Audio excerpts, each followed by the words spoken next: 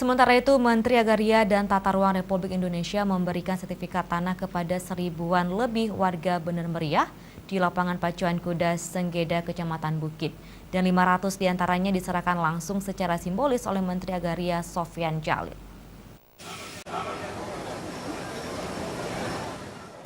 (1.684) warga Kabupaten Bener Meriah menerima sertifikat tanah dari Kementerian Agraria dan Tata Ruang Republik Indonesia yang diserahkan langsung oleh Menteri Agraria Sofyan Djalil di Tribun Lapangan Pacuan Kuda setelah sebelumnya ia juga jadi Inspektur Upacara HUT Bener Meriah.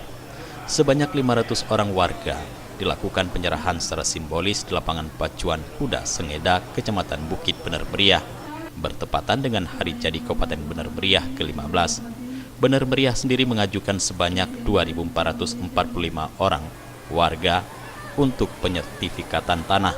Namun, yang memenuhi syarat hanya 1.684 orang, sehingga kedepannya dapat diproses lebih banyak lagi oleh pihak BPN.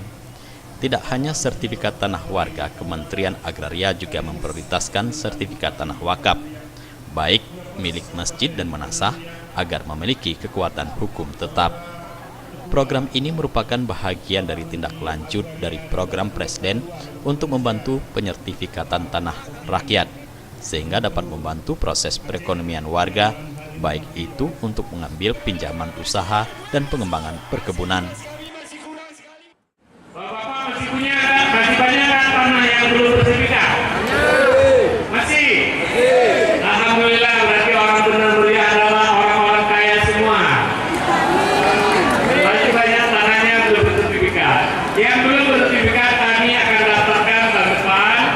Kalau belum selesai tahun depan, tahun depannya lagi. Belum selesai tahun depan, tahun depannya lagi. Insya Allah, kalau izin Tuhan, kalau dukungan Bapak dan Ibu sekalian, target Presiden Jokowi bahwa 2025 seluruh tanah Bapak dan Ibu sekalian sudah terdaftar. PLT Bupati Bener Meriah berterima kasih kepada Presiden atas pemberian sertifikat tanah bagi warganya, serta mengharapkan Presiden dapat hadir ke Bener Meriah pada penutupan pacuan kuda minggu ini, di mana 100.000 rakyat Bener Meriah menunggu kedatangan Jokowi. Seperti diketahui, Presiden Jokowi tidak asing bagi warga Bener Meriah, di mana beliau pernah menghabiskan waktu 2 tahun lebih di Bener Meriah saat bekerja di PT KKA. Sehingga Presiden dalam pidatonya saat peresmian Bandara Rempele secara gamblang menyampaikan bahwa Gayo rumah keduanya.